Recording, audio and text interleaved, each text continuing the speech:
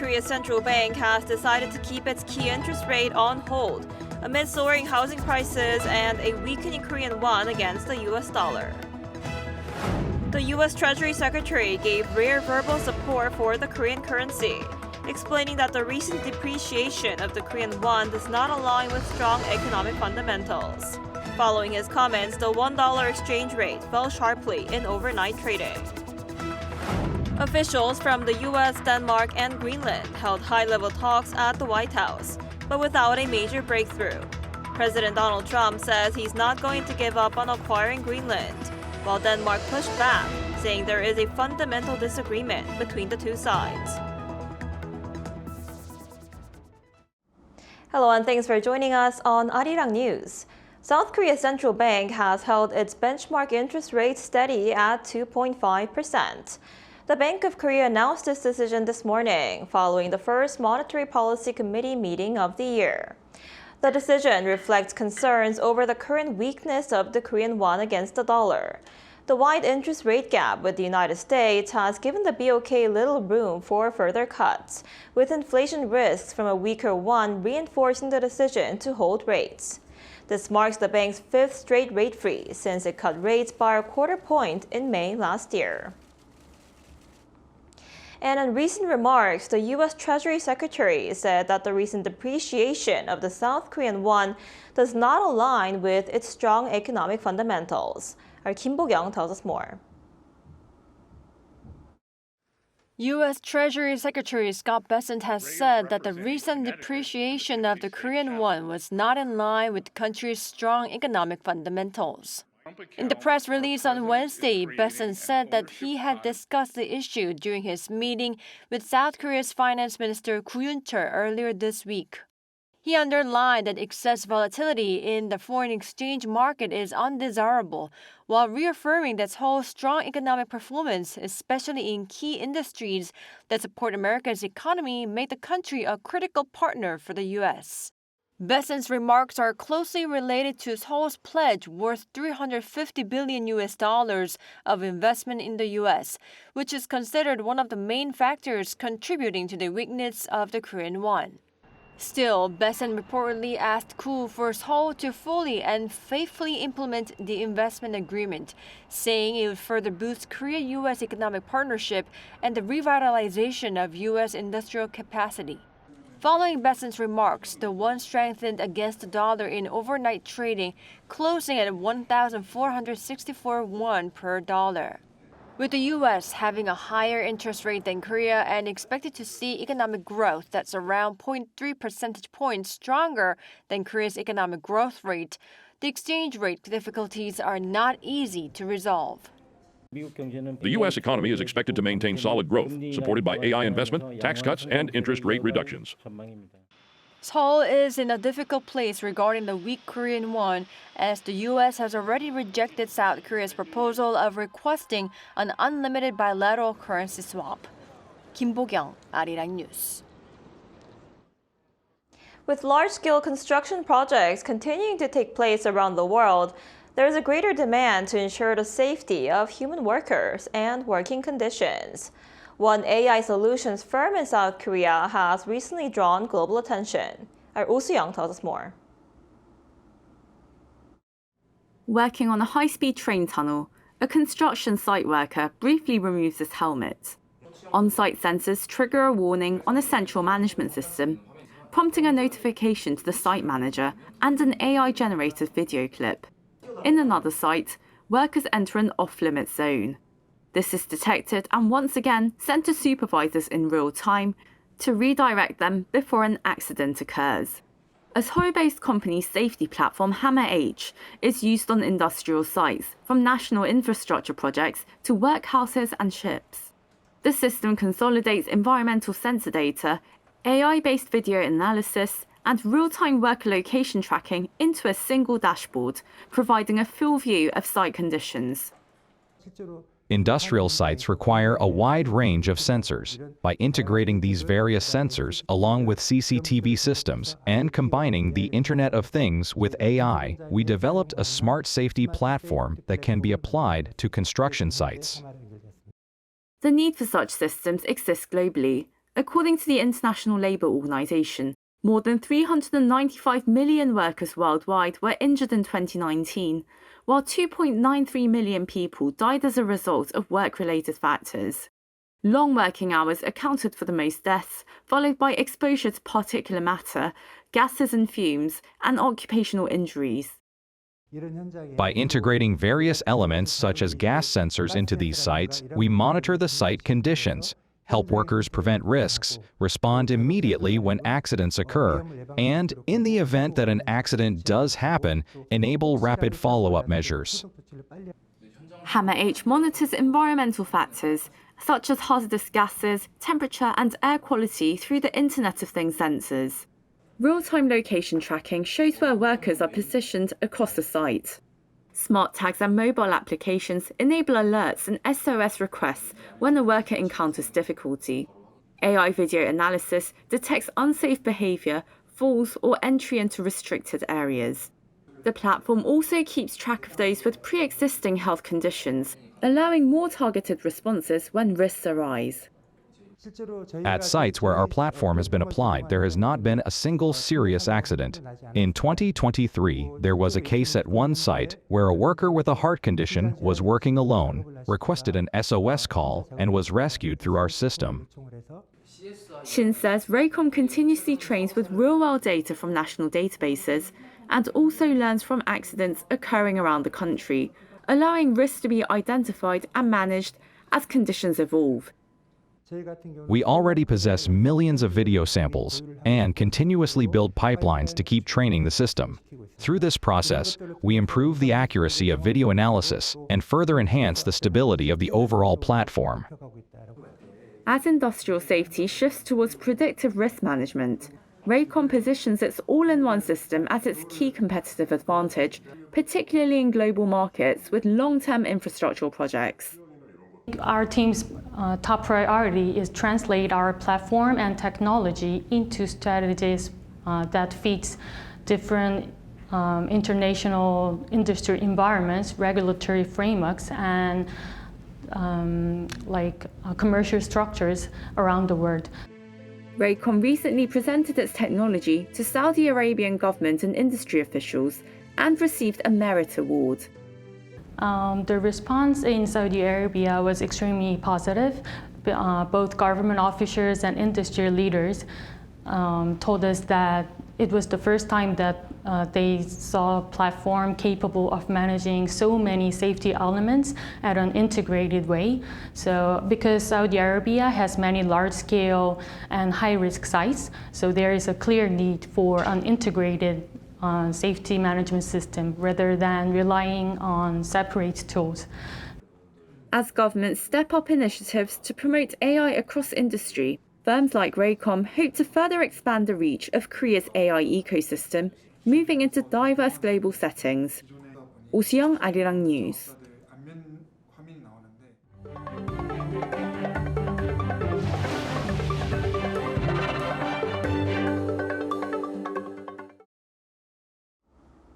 South Korea's parliament is set to hold its first plenary session of the year on Thursday afternoon, with the ruling Democratic Party moving to advance a sweeping second special prosecutor bill.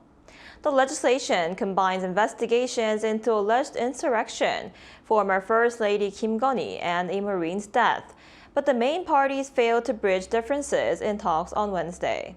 The opposition People Power Party has warned it will stage a filibuster if the bill reaches the floor, calling it politically motivated.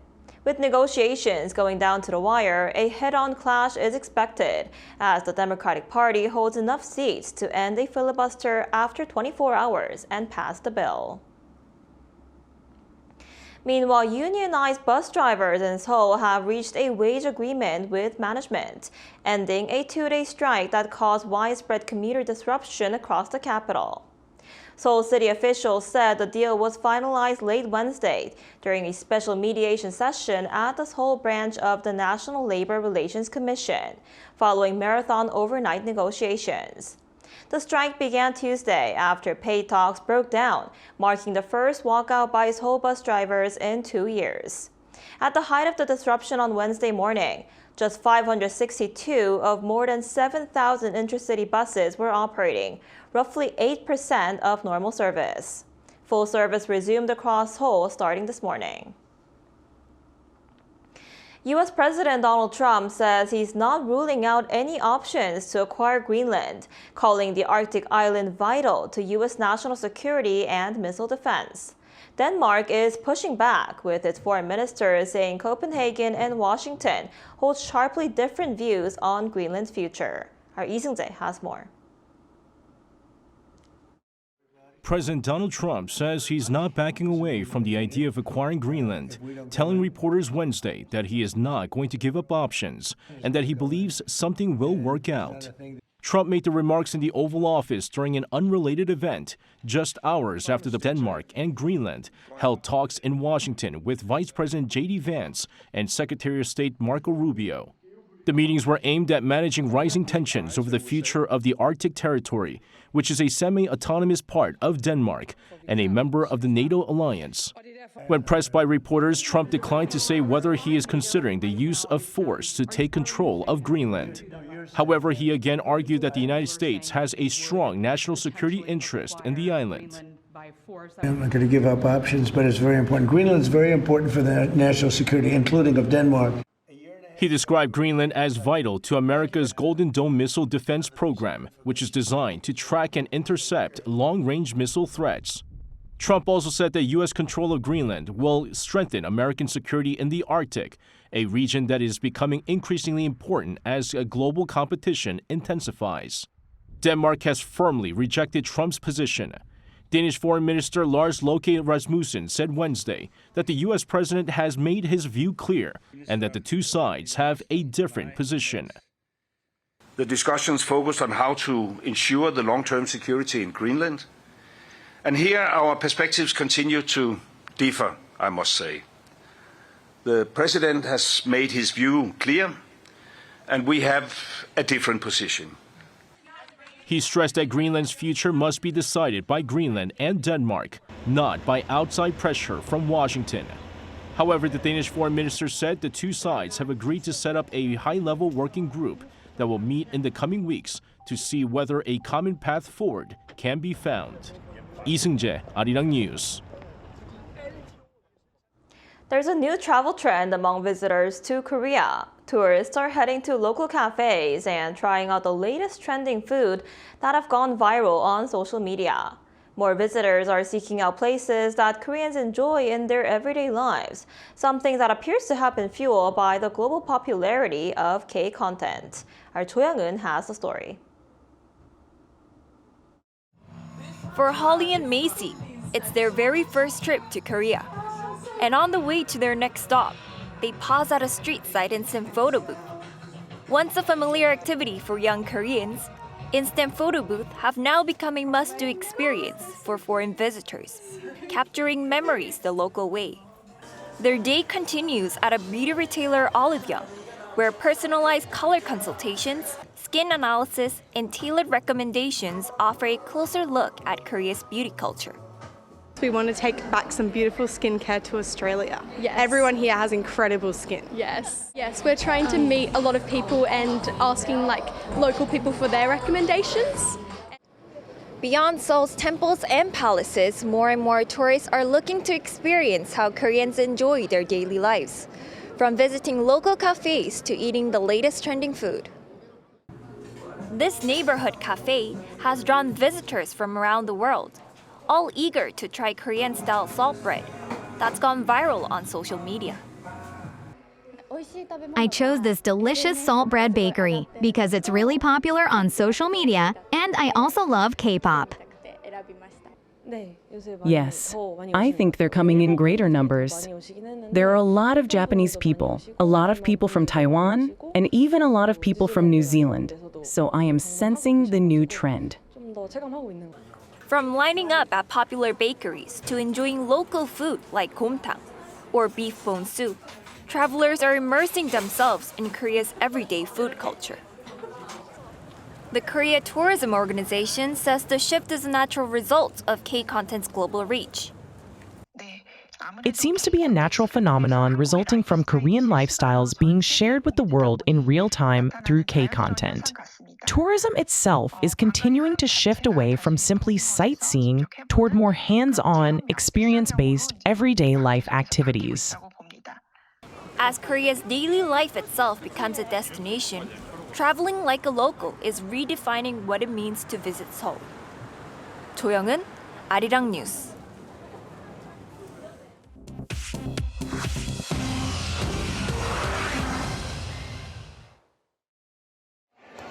This is The World Now, bringing you everything you need to know from around the globe. In Iran, authorities have temporarily closed most of the country's airspace on Wednesday, signaling heightened security concerns as a deadly crackdown on nationwide protests continue. A notice posted on the Federal Aviation Administration website said Iran barred all flights except approved international arrivals and departures starting at 5:15 p.m. Eastern Time, with a restriction set to last at least until 7:30 p.m. and possibly longer. Meanwhile, the U.S.-based human rights activist news agency reports that at least 2,500 demonstrators have been killed over the past 17 days of unrest. The group said more than 18,000 people have been detained. It is relying on activist networks inside Iran for those figures, as independent verification remains impossible due to a nationwide internet blackout. Iran's judiciary has publicly called for rapid trials and possible executions of those arrested, warning of swift punishment to deter further protests. Against that backdrop, President Donald Trump said he had been told the executions would stop, though he said he would need to confirm this. The United States will halt immigrant visa processing for citizens of 75 countries over concerns that applicants could rely on public assistance after entry. The U.S. State Department on Wednesday ordered consular officers worldwide to suspend immigrant visa applications starting January 21st, although a full list of countries has yet to be released. The move follows a broader order issued in November, tightening public charge rules, and builds on immigration and travel restrictions covering nearly 40 countries, including Brazil, Iran, Russia, and Somalia. The suspension does not apply to non-immigrant visas, such as tourist or business travel, but a separate directive instructed embassies to screen many temporary visa applicants for potential public benefits use, placing the burden of proof on applicants. In northeastern Thailand, at least 32 people were killed on Wednesday when a construction crane collapsed onto a moving passenger train. According to officials in Nakhon Ratchasima province, 64 people were injured, some critically, and 3 passengers are reportedly missing.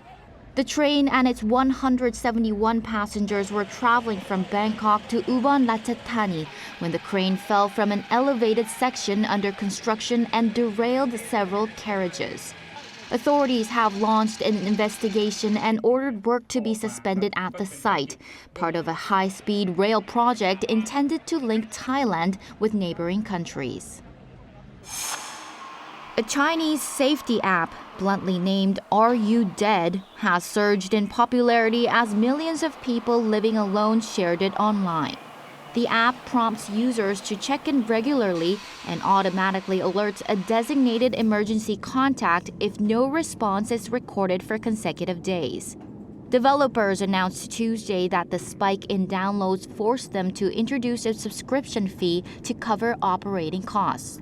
The company also announced it will rebrand the app globally as China sees a sharp rise in one-person households, estimated at above 200 million.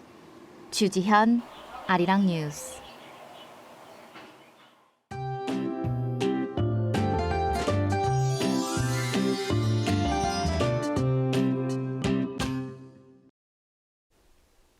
Rain or snow continues across many parts of the country today. The precipitation will be light. Snow is expected for the colder areas with up to 5 centimeters of snowfall expected.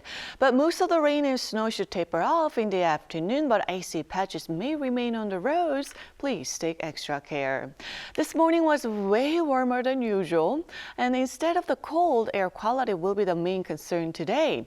Yellow dust that originated yesterday will gradually move into the country, and some western regions could see levels reach a very bad level by tonight. And this afternoon, Seoul will be getting up to 8 degrees. Gwangju, Busan both topping out at 15 degrees Celsius under sunnier skies in southern parts of Korea. Meanwhile, dry weather alerts remain in place for the East Coast. That no severe cold is expected through Monday. Then a wintry mix on the same day will bring an intense cold spell to the country.